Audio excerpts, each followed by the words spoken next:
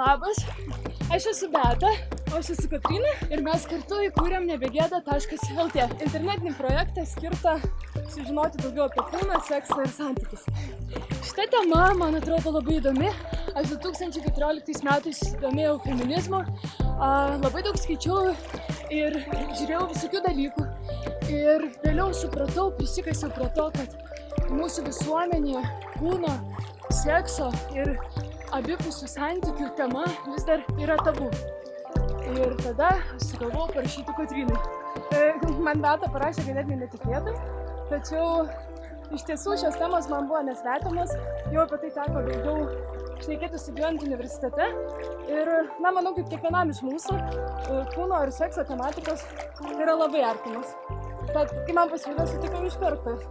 Tai savo puslapyje mes rašysime tekstus, dėsime podcastą, bus ir video, šis video yra pirmasis. Ir tekstų galima rasti apie tai, kaip patirti orgazmą.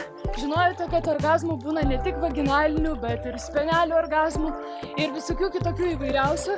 Mes padėsime jums pažinti savo kūną ir atrasti tą tikrąjį jūsų autentišką seksualumą. Taip pat ateityje žadame įsteigti Nebegėdos parduotuvę, kurioje galėsite rasti daug naudingų produktų skirtų pajausti malonumą ir pažinti savo kūną.